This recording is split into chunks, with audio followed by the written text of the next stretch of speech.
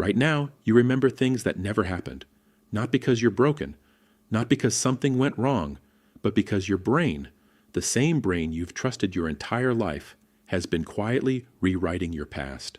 Every single night, every single moment, without asking. And the worst part? You can't tell the difference. In 1990, a woman named Beth Rutherford sat down with a therapist. Over the course of several sessions, she began to recall vivid, horrifying memories of abuse she had absolutely no memory of before. She remembered details, faces, places, feelings so real they made her physically sick. She was convinced. Her family was devastated. Her life was never the same. But there was a problem. None of it happened. The memories, every single detail, were entirely false, planted not by malice, but by the therapeutic process itself, by suggestion, by repetition, by the terrifying ease with which the human mind builds entire worlds out of nothing. Beth's case wasn't unusual. It was one of thousands, and this is where it gets uncomfortable, because what happened to Beth is happening to you too, just quieter. Here's what your brain actually does when you form a memory. It doesn't record it like a camera. It doesn't store it like a hard drive. Instead, it takes fragments, sensory impressions, emotions, context, and it assembles a story. Every time you remember something, your brain reconstructs it from scratch, like building a house from blueprints that keep getting slightly redrawn. Neuroscientists call this reconsolidation. Every time you access a memory, you're not just replaying it, you're rewriting it. The act of remembering changes the memory itself, which means the more you remember something, the further it drifts from what actually happened. That childhood birthday party you remember so clearly? The first time you fell in love? The argument that ended a friendship? Every time you've revisited those moments, your brain has quietly edited them, adjusted the lighting, changed the dialogue, shifted who said what and why. You have been living inside a story your brain keeps rewriting.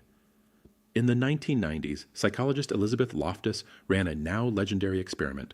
She gave people written accounts of childhood memories, supposedly verified by their families. 3 were real. 1 was completely fabricated, a story about getting lost in a shopping mall as a child.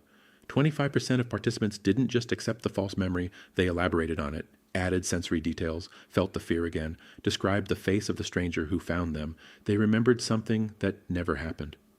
And when Loftus told them the truth, some of them refused to believe her.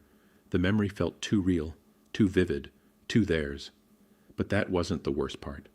The worst part was what happened when she pushed further.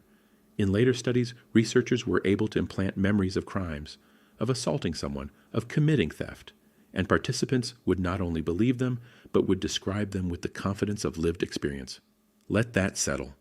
Given the right conditions, your mind can be convinced that you committed an act you never committed, and it will feel like the truth. This isn't science fiction. It's you. It's the architecture of you. This is the part almost nobody talks about. If memories are reconstructive, not reproductive, if every act of remembering is also an act of creation, then the question isn't just, are some of my memories wrong? The question is, how much of who you are is built on things that never happened? Think about your oldest beliefs about yourself, the ones buried deepest. I've always been bad at this. I've never been enough. People always leave. Where did those come from? From experiences, yes. But which version of those experiences? The real one? Or the 10th draft your brain assembled across decades of retelling? Because here's the thing no one wants to say out loud. Your identity is not a fact. It's a narrative. And narratives get edited. The shy kid who never fit in, did that happen? Or did one bad afternoon at age 7 become the origin story of a self-concept that rewrote everything after it? The person who was always the one who got hurt? Is that true? Or is that a story your brain started telling after one wound, and then found evidence for everywhere, while quietly deleting the contradictions? This is the part that makes the floor feel unstable. Because you are not remembering your past, you are constructing it, right now, as you go. Here's where this stops being about neuroscience. Every court case that ever hinged on eyewitness testimony, every war justified by a collective memory of who struck first, every childhood trauma revisited in a therapist's office and reconstructed into meaning, every nation built on a founding myth about what it stood for and what it never did, all of it, built on this.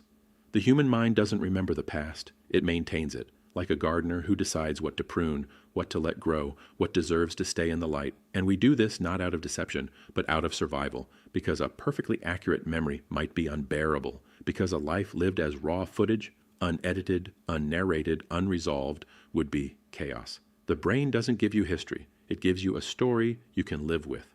The philosopher Nietzsche wrote that we would need lies to survive. He didn't mean malicious lies. He meant the necessary fictions, the ones that make us capable of waking up tomorrow. Your memories are less like a record and more like a religion. They give you meaning. They tell you who you are. And they demand your belief. But this is the part where you have to decide something. If your memories were fabricated, not deliberately, but organically, does that make your life less real? If the story of who you are was edited, shaped, curated by a brain trying its best to keep you functional, does that make you less you? Or does it mean something stranger, something harder to sit with? That the self you've always known, the continuous, coherent I that woke up this morning and recognized itself in the mirror, may be the most sophisticated piece of fiction ever written, authored by a brain that never once asked your permission. And the strangest part of all, you wrote it, and you are the story, both at once. So the next time a memory surfaces, that conversation you keep replaying, that moment you can't let go of, that version of yourself you're still ashamed of, ask yourself something. Is this what happened, or is this what your brain decided you needed to remember? Because there's a difference between truth and the story that keeps you going. And maybe, just maybe, the most human thing about us isn't our capacity to remember. It's our need to believe that we do. You are not your past. You are what you've decided to remember about it. And somewhere between those two things is everything you actually are.